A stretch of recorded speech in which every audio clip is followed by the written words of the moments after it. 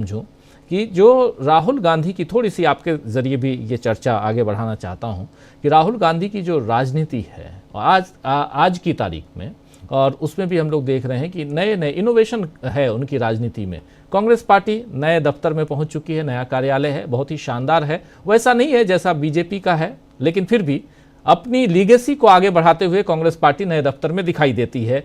उसका एक वीडियो हम लोगों के उस पर भी है, हमारे रिपोर्टर इकरार खान की रिपोर्ट है, उसको आप लोग देख सकते हैं, नया भवन कैसा है। लेकिन यहाँ से आपको क्या कुछ दिखाई देता है जयशंकर जी, ज़रा कांग्रेस पार्टी, राहुल गांधी, इन सब की राजनीति आने वाले समय में, दिल्ली का चुनाव हम लोग देख रहे हैं, दिल्ली के चुनाव में कांग्रेस मजबूती के साथ लड़ने की कोशिश कर रही है। कल से राहुल गांधी दिल्ली में हैं, पदयात्रा करेंगे कल राहुल गांधी, ऐसी खबर है। लेकिन इसके अलावा 27 तारीख को महू में कार्यक्रम है राहुल गांधी का। तो सब कुछ है, अभी लगातार राहुल गांधी जमीन पे हैं, ये दिखाई दे रहा है। क्या कहेंगे आप? नहीं, यकीनन इसका फर्क तो पड़ेगा ही पड़ेगा, राष्ट्रीय राजनीति में भी और दिल्ली की राजनीति में भी। देखिए, दिल्ली के विधानसभा के पिछले 2 चुनाव भी कांग्रेस लड़ी थी, लेकिन इस बार जिस ढंग से लड़ रही है तो उससे लग रहा है कि नहीं, पहली बार उसमें थोड़ा जोश है, उत्साह है और थोड़ी गंभीरता भी है। ऐसा पहली बार लग रहा है। और उम्मीदवारों के चयन से लेकर के, मतलब आक्रामक तेवर जिस तरह का दिखाया जा रहा है कांग्रेस की तरफ से, अब उसके क्या फलाफल होंगे, क्या नतीजे होंगे, ये तो नतीजे चुनाव के बताएंगे। लेकिन मैं बार बार कहता हूं कि राहुल गांधी एक नई राजनीति की दिशा में बढ़ रहे हैं, एक नई राजनीति शुरू कर रहे हैं। बस एक ही चीज उसमें थोड़ी मुझे बार बार जो खटकती है वो, कि उसके अनुसार वो कांग्रेस को अभी तक ढाल नहीं पा रहे हैं। कांग्रेस का जो संगठनात्मक ढांचा है, कांग्रेस की जो टीम है, वो टीम जब तक उनके साथ नव मजबूती के साथ खड़ी रहे तब तक ये बात बहुत ज्यादा नहीं बनेगी। मतलब बातें तो बहुत अच्छी करते हैं वो अभी शुरू भी कर देते हैं, आगे भी बढ़ जाते हैं, लेकिन पीछे उनको जो बैकअप टीम चाहिए थी वो अभी उस तरह से नहीं दिखता है। हो सकता है कि व्हाइट शर्ट मूवमेंट के जरिए वो एक नया प्रयोग कर रहे हैं, उसमें कुछ टीम निखर करके आए जो सत्ता की प्राप्ति और सांसद और विधायक बनने के लिए नहीं, बल्कि नए समाज को बनाने की जो राजनीति राहुल गांधी कर रहे हैं, जो बाबा साहब भीमराव अंबेडकर को साथ में लेकर, भारतीय संविधान को साथ में लेकर जो सामाजिक न्याय की बात कर रहे हैं, वो उसके लिए समर्पित एक टीम अगर तैयार खड़ी हो जाए। अब देखिए, मुझे कई बार बड़ा थोड़ा अजीबोगरीब लगता है कि राहुल गांधी कुछ बात बोल जाते हैं, उसको लेकर के भारतीय जनता पार्टी के लोग, उनका आईटी सेल, उनका संघ, उनका मीडिया, उनका कारपोरेट, सब आक्रामक हो जाते हैं। लेकिन राहुल गांधी की बात को परिभाषित करने के लिए राहुल गांधी कोई बात गलत नहीं बोले हैं, मैं कह सकता हूं दावे के साथ, चाहे इंडिया स्टेट के बारे में भी अगर उन्होंने कोई बात करी है। लेकिन ये काम जो कांग्रेस के लोगों को करना चाहिए, कांग्रेस की टीम को लोगों को करना चाहिए, सामने उभर करके बताना चाहिए कि हाँ भाई, राहुल गांधी ने ये बात कही है और वही बात सही है। जिस तरह से संवैधानिक संस्थाओं पर नरेंद्र मोदी और उनकी पार्टी, उनकी सरकार ने कब्जा किया है, अंकुश लगाया है, दबाव में रखा है, उसको देखते हुए तो आज कुछ बात ही नहीं है। उसका जवाब एक ही है, जो जनता जनार्दन है, जनता है, जनादेश है, जनता के बीच में जाकर के आप उसको सड़कों पे ला करके आंदोलन से वो बात कर सकते हैं। और वो शुरुआत मेरे ख्याल से राहुल गांधी ने कर दी है व्हाइट शर्ट मूवमेंट के जरिए। दूसरी बात यह है कि नीतीश कुमार का जहां तक रहता है, मुझे अब लगता है कि नीतीश कुमार को उनके राजनीतिक हाल पे छोड़ देना चाहिए।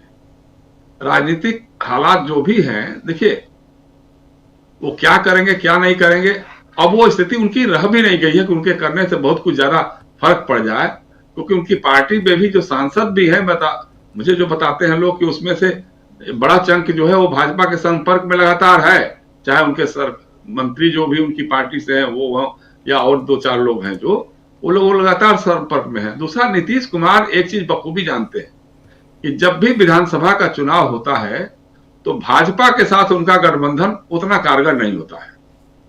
हाल के वर्षों में जितने चुनाव हुए, खासतौर से 2015 के बाद जितने चुनाव हुए हैं विधानसभा के, उन विधानसभा चुनाव के नतीजों का अगर विश्लेषण करें हम लोग, तो उसमें साफ रहता है कि नहीं साहब, अगर वो कांग्रेस और आरजेडी और कम्युनिस्टों के साथ मिलकर चुनाव लड़े तब तो उनको पूरी भरपूर कामयाबी मिली।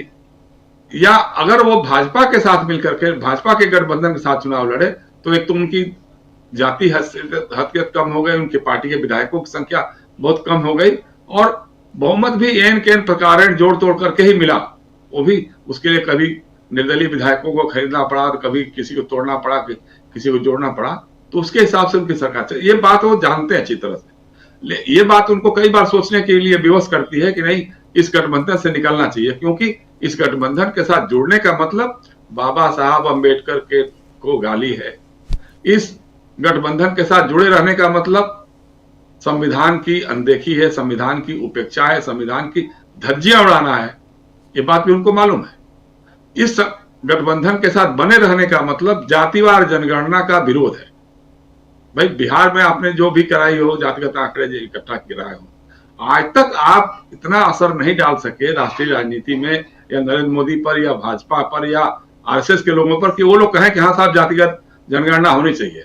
मैं आपसे बताऊं राजीव जी, देवेगौड़ा की सरकार ने जातिगत जनगणना कराने का फैसला कर लिया था जी, लेकिन उसका विरोध किसने किया? अटल बिहारी वाजपेयी जी की सरकार बनी तो उन्होंने उस फैसले को पलट दिया था। तो ये लोग अंदर से सामाजिक न्याय के विरोधी हैं, इसमें कहीं कोई संदेह नहीं है।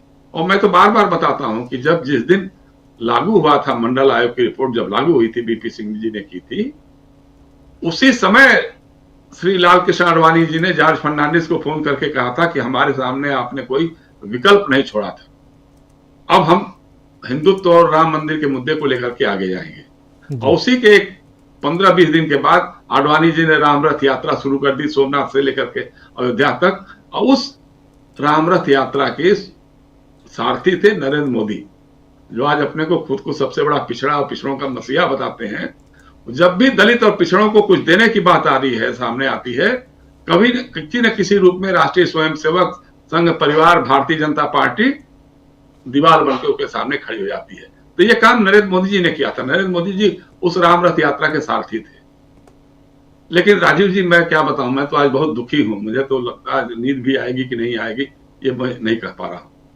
क्योंकि देखिए ना, बताइए, जिसको हमारे प्रधानमंत्री मेरा मित्र डोनाल्ड बोलते थे, अब कल वो शपथ लेने जा रहा है। अब हमारे प्रधानमंत्री वहां रहेंगे नहीं, दिखाई नहीं देंगे। मुकेश अंबानी तो नीता अंबानी के साथ चले जाएंगे, लेकिन अडानी भी नहीं जा पाएंगे कि अडानी से ही कुछ हो जाए, तो मोदानी पूरी तरह से गायब रहेंगे। मैं कैसे सो पाऊंगा, मुझे तो समझे नहीं आ रहा है।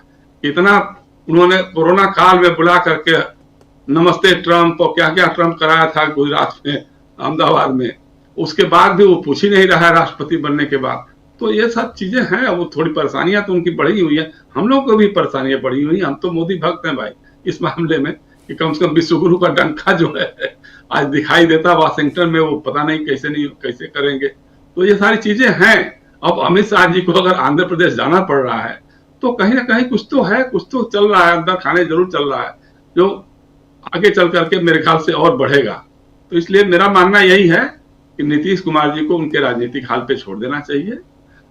इंडिया अलायंस बिहार में बहुत मजबूत हो सकता है, अपने ढंग से काम करें, उनकी सरकार की विफलताओं को सामने लेकर के आए। लोगों के बेरोजगार युवा हैं, चाहे जो परीक्षाओं में धांधली हो रही है, जैसे जो छात्र और युवा वहां का आंदोलित है, उसको अगर टारगेट करके युवा वर्ग को लेकर के साथ बढ़े और व्हाइट शर्ट मूवमेंट उनके बीच में भी कारगर करे, तो मुझे लगता है 2025 का चुनाव बीजेपी और नीतीश कुमार के लिए बहुत टेढ़ी खीर हो सकती है। जी 2025 का चुनाव बीजेपी के लिए और नीतीश कुमार के लिए टेढ़ी खीर हो सकती है, क्योंकि इसी साल 2025 का साल है ये, और